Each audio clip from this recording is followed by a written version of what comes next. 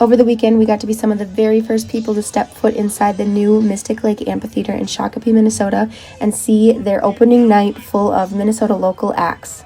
Now for this show, the venue was less than half full, but even at full capacity, being around 19,000 people, it still felt like there was going to be a lot of room for people to really spread out, including behind and underneath the lawn of the venue. They have this green space where people can come and play bags and have a drink, and it really felt like a place you could hang out and not just a place where you're stuck in your seat for the show.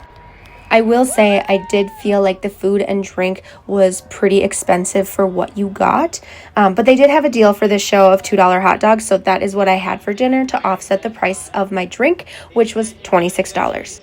As far as seating goes in the venue, the very back is the lawn, and you can bring your own blanket in or rent a chair from the venue. In front of that is the reserved seated section, and then in the front is obviously the standing room only pit. But what I thought was cool and unique, on the two sides of the venue, there's actually standing rows with high top tables. So you can put your drink down, lean against the table. It just offered like another opportunity to do something other than just sit in your same seat for the whole night.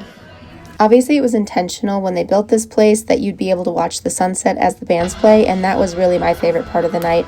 just to kind of be in this space outside and a beautiful evening, but definitely remember your sunglasses because it was bright until that sun really started setting. Obviously, this place is brand new. I'm pretty sure they were putting finishing touches on even that day before we showed up, so there are certainly some kinks that need to be worked out with the venue, but ultimately, I'm super excited that we have an outdoor amphitheater in Minnesota, and one that's so local for me specifically, but just a great place to see live music, bring in more bands, and be outside.